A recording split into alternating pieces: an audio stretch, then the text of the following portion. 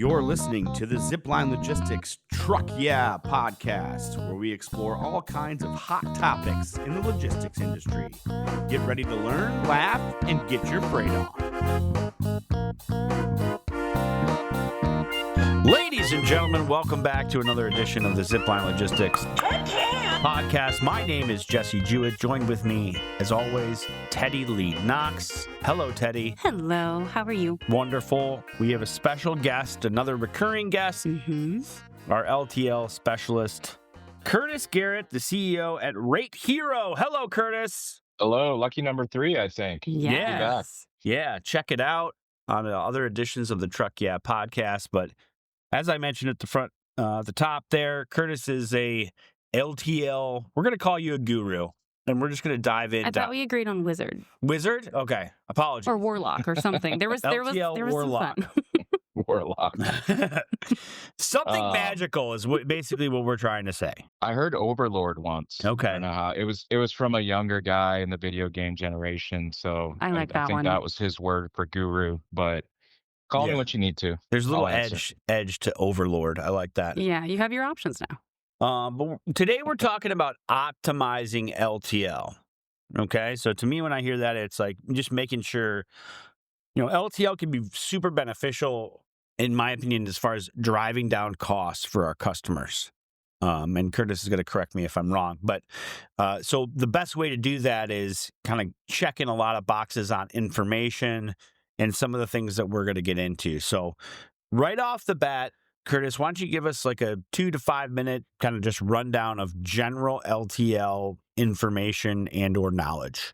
Sure. And you're right that it does drive the cost down. The power of the LTL networks are what enables somebody to ship a single pallet across the country for a couple $100 instead of whatever the cost of a full truck would be. So it's that's definitely what it's about, being nimble and flexible and, able to back into a dock and get one pallet or get half trailer. That's kind of the cool capability and flexibility of an LTL network and the carriers within the market.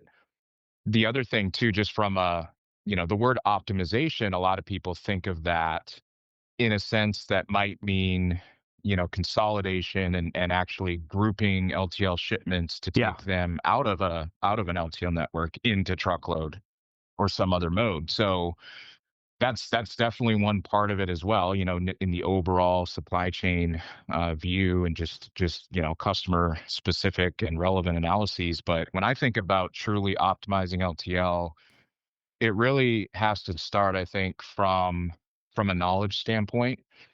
Because there are so many variables, so many moving parts, just when you look specifically at the carrier side and all of their differences and technology constraints or abilities from one to the next, equipment constraints, it's so easy just to like really broad brush every carrier in the LTL market and think that everyone's the same and everyone has the same capabilities and preferences.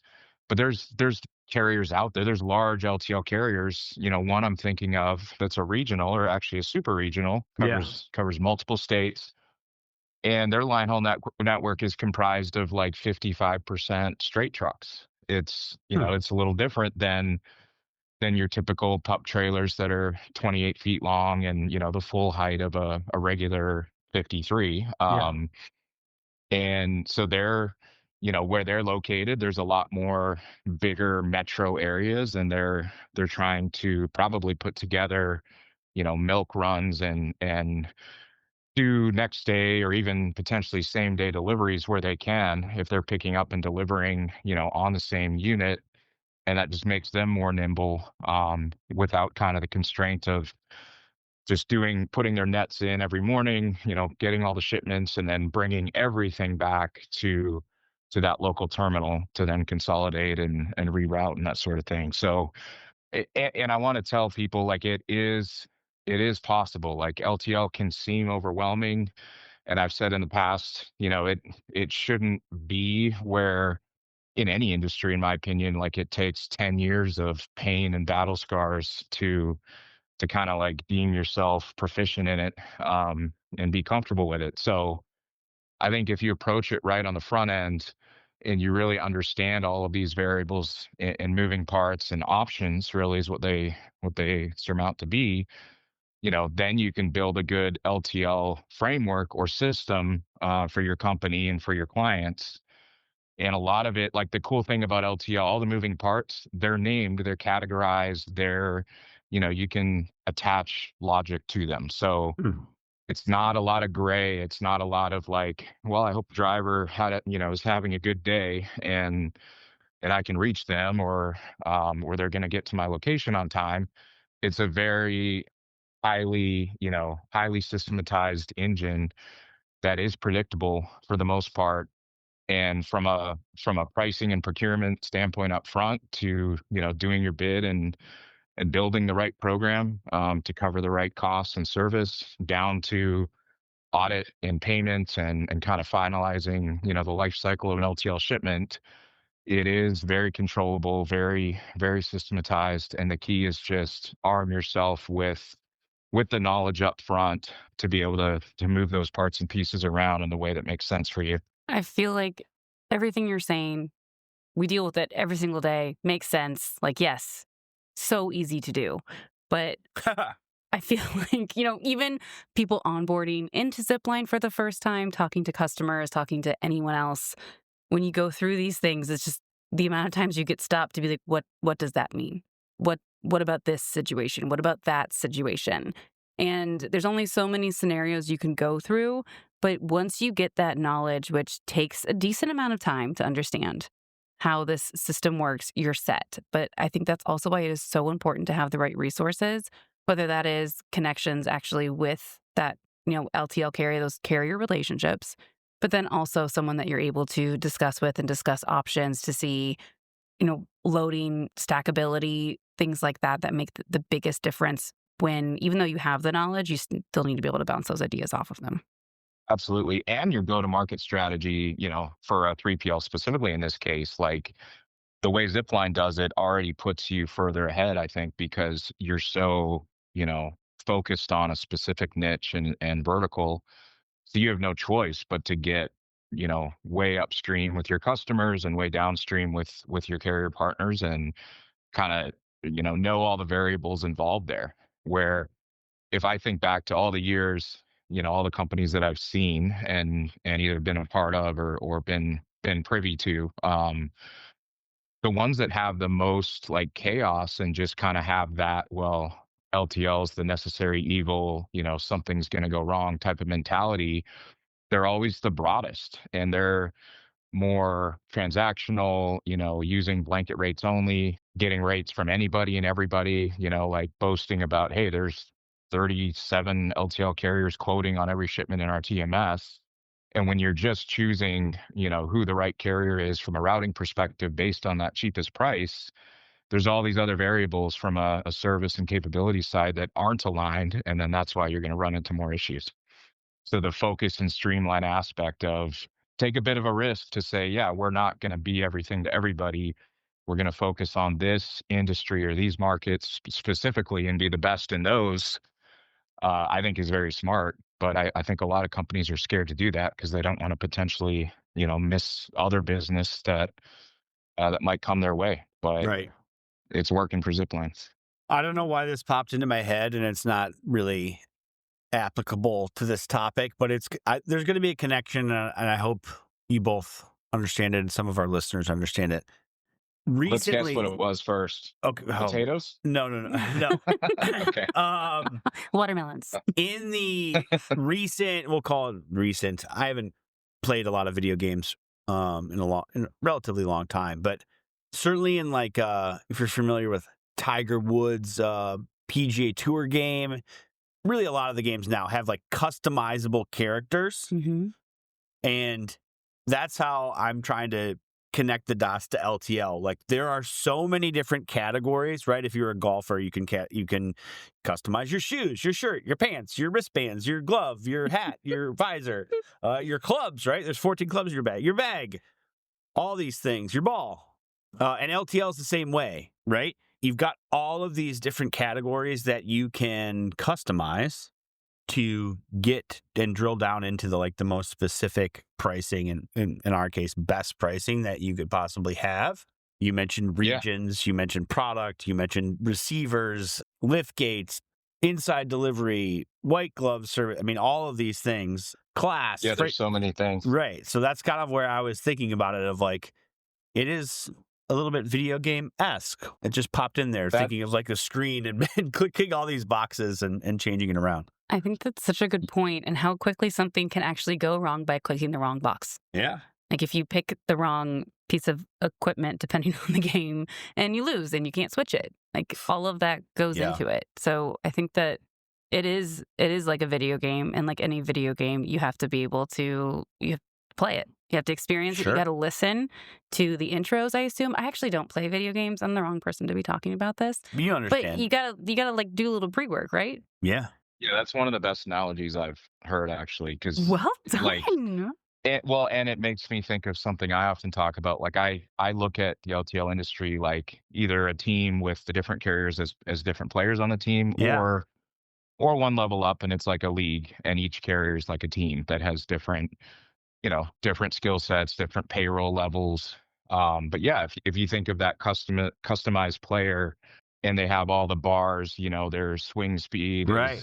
is this, and their accuracy is this, and yeah, that'd be a really cool way to actually visually kind of show We're your going into customers. UNFI. I really need the short game button. I need putting to be maxed out. No, I was thinking, Yeah. we'll digress a little further. Do you remember Mega Man 2, Curtis? Do you remember those games? I didn't play it, but I definitely know the name. So they had a bunch of different boards, and it was like you had to beat Woodman or Metal Man. Those were the bad guys. And then you got their attribute Mhm. added to your arsenal. So then you could pick, I think in the middle of the board, Okay. what weapon you wanted to use. So then if you were fighting the fireman Yeah. and you were water guy, it would crush them, All of right? these sound like some variation of Running Man, like Sure, Arnold Schwarzenegger. Sure. Future Glenn Powell movie, Teddy. Get Super excited. All right, that's a different podcast. But anyways, video games and tech, that's transitioning into our next topic of technology and integration with those carriers. Let's talk about that, because that's really, I guess I've only been doing this for 18 years, but and there's certainly some tech that was prevalent in the early days of my transportation experience. But I feel like post-COVID, tech's been a big driver in the transportation world, but certainly in the LTL world. And I think it's an important topic now as we're all kind of, looking to what's going to leapfrog us ahead with AI and all of the amazing, fully automated tech. But even just looking at what is available in the here and now in the LTL space, there's so much, I would say, like unharvested or unused information and data points that you can get, and you can use to better automate and systematize your LTL programs for your customer. And even just thinking about, carrier websites in general. Like I would say 5 to 10 years ago,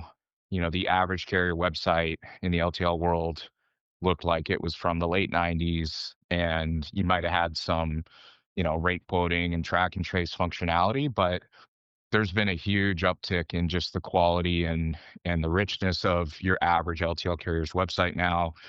They're posting quite often live, updates if, say, terminals are closed due to weather issues or lane embargoes or holidays. All their service points are usually accessible from their website, through a file download.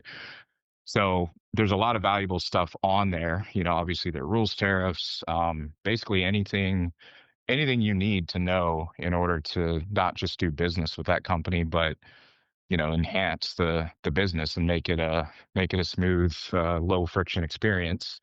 And I think the stage we're in now is getting a lot of that information that is essentially sitting on a website and kind of siloed there, connected and integrated through more APIs to their customers and to the different technology platforms that their customers are using.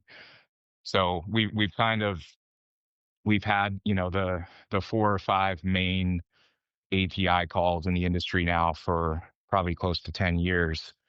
with a few companies, like Banyan and P44 and a few other TMS platforms that were early in writing their own APIs. They've kind of led the way, and now it's very common to be able to get a rating API call, tendering or pickup request, a tracking, and then like an imaging, basically to pull those documents, carrier documents over. But there's more, there's actually more currently available. Like there's a standard for the electronic bill of lading through Hmm. API, so you can push that accurate shipment data to the carriers sooner in the process. Which again, in a vertical that Zipline plays in, is very important because you have all of these different vendors shipping into your customers, and they're not always going to use the correct, accurate bill of lading. So if you can get the carrier that electronic bill of lading, and that's kind of the gospel truth in that shipment, then the vendor, the shipper could give the carrier a napkin or whatever they want, and the carrier's they're gonna already have that digital data. They're gonna know who's pricing to connect it to and who to bill, essentially. So, and then there's more. There's different carriers are developing some of their own, like around API invoicing and disputing. And then the LTL Digital Council, that's really it's organized and maintained by the NMFTA, but it's an amalgamation of a bunch of large carriers and 3PLs that are all kind of working collaboratively on new and better API connectivity. So pre-pickup visibility is one where kind of in the parcel world, you can see how many stops away the truck is before it gets to your location. Yeah. Charges being sent over, before you actually get the invoice through your EDI or email or however you get the invoices. So carriers are doing a pretty good job at, saying, okay, we built up this mass of data points and information that, basically tell the story. They're the blueprint of us and our services as a company, and they're now, getting those out through more of an automated, connected way to their customers. And it's just there's so much in there. Like you look at one quick example, even your average API tracking call right now from a lot of carriers, most 3PLs and by way of whatever TMS they're using, they're really just kind of using the high level result of that, meaning, okay, it was at this terminal, at this time, it's leaving for the next time. Like it really Yeah. is just a tracking update, but there's so much useful information. You can use that tracking call to see if the weight changed, meaning there was a reweigh. Some of them will actually send you the shipment charges, kind of preliminary shipment charges in that tracking call. So you can use it to kind of pre-audit and get a jump on if there has been some sort of exception or change that will have a downstream effect on the invoice and the amount. So that's another thing I like to have companies look at. Is great to think 2 years ahead, 5 years ahead, whatever, but there's a lot of valuable unused data that carriers are sending you now, if you're integrated with them, that you can start using and really get up into the top, 5% of LTL centric 3PLs pretty easily. I hope that consortium of 3PLs and LTL carriers are tapping the Domino's tech team, because that tracking app is sick. They do real You're right. time. That pizza is on point when it's showing up. And it does make sense, right? Like, I mean, the granular data in the world we live in of looking at your phone and seeing real time, GPS data for your car or for a car that's picking you up or a food delivery or whatever. It only makes sense to explore that into packaging Totally. and pallets Yeah. and shipments. So it's That's a exciting good stuff. point. Yeah, Yeah, I mean, the B2C world, any industry or company that's focused more on consumers is probably light years ahead of us in the freight world on kind of the UI, user experience, and just visibility. So I love looking at, yeah, what someone like a Domino's is doing, or Disney, or like just these oh yeah, innovative companies in different spaces to there's a lot of stuff they're doing that I think would be transferable and pretty applicable in the LTL world, and just make our customers happier in general. Right. Yeah. I know we have great, not to plug, but also to plug our proprietary intelligence software Canopy. We've got a great tracking page, the Summit, that provides as best as we can real-time data from either GPS tracking with truckloads or, like you said, translating some of that LTL information from You do. the carrier into our customers' visibility. So, Yeah. anything that we can provide to make our customers' life easier, we would like to do that. So I have go ahead, Teddy. three things I Whoa, want to add three. to this page topic. Sorry. So One, you love Domino's. one, I love Domino's. Okay. Yeah. Number two. So I think it's a really great point talking about all the things that you can get while tracking, like the tracking call with LTL. And I think a lot of carriers, a lot of brokers, a lot of customers are just like, LTL, it's non-guaranteed. You get what you get. Yeah. And it's not. It's you get what you like. You get what you work for. Get what you optimize. Yeah, yes, you get what We're you talking optimize. about it, baby. So I think, having, again, those expectations, that understanding of what carrier you're working with. I have done so many LTL shipments that we almost treat as a dedicated shipment because they run so smoothly. Yeah. And they run so well. It's like clockwork, and no one would ever guess it's LTL just based off of the conversations that we have. And I think there's a lot of options to use LTL. Again, with the technology, the website, where their terminals are, how quickly they're going to be able to pick up and deliver based off of those locations. And that's an extra element that you need to make sure that you're looking into when optimizing your system. The second part that I wanted to talk about was understanding what KPIs are more important to you and to your customer, because there is a lot of information and sometimes that can backfire. Sometimes when you look at your cost per pallet on LTL, it looks worse than when you're comparing it to your full truckload. So you need to make sure that you're understanding what KPIs to be looking at this to compare it successfully to other retailers and to your entire network. And then also the transit time, notice time, things like that really make a difference to see how efficient your network is. And then the last piece is not like falling into the technology too much.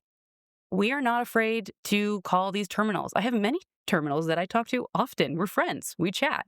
You got We're best buds. Best buds. You got to call and ask if you don't understand something and get the information, confirm what happened, where the trailer number is, see if maybe they put the sticker on the wrong piece of paper and have the wrong BOL because we didn't have the foresight to do the eBOL.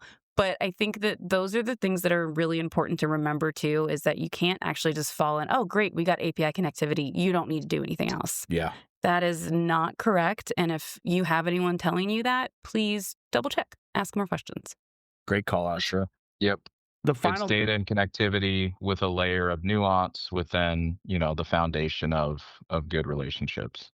That's logistics in a nutshell. Yeah. But that leads us to kind of our last touching point. Like setting up either a program or a customer, kind of engineering the optimization. I know we've kind of touched on a lot of these, Curtis, but why don't you kind of run through that from our show notes? How you would efficiently optimize a customer setup?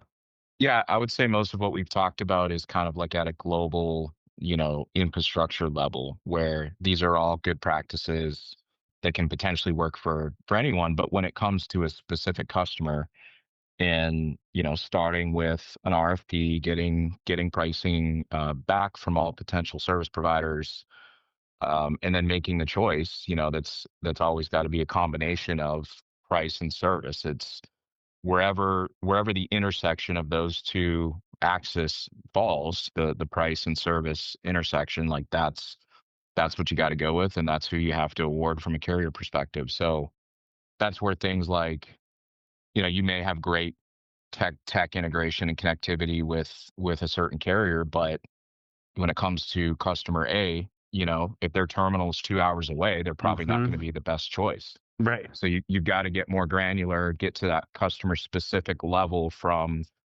shipping and receiving locations, the lane mix, the, the service requirements. Right. Are If they they, only have 3% lift gates in their fleet, like, and right? 90% of your deliveries are lift gate required, then it's probably not going to be a great fit.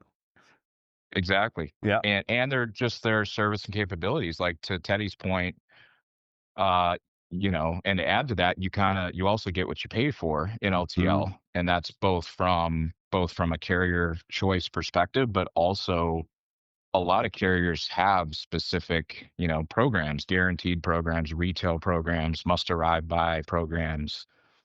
And a lot of times that makes a lot of sense, and it's actually pretty affordable, just to get that extra spotlight and basically prioritize it within the carrier's network so that that customer's freight is gonna make the next line haul schedule out. It's not gonna sit on the dock as long.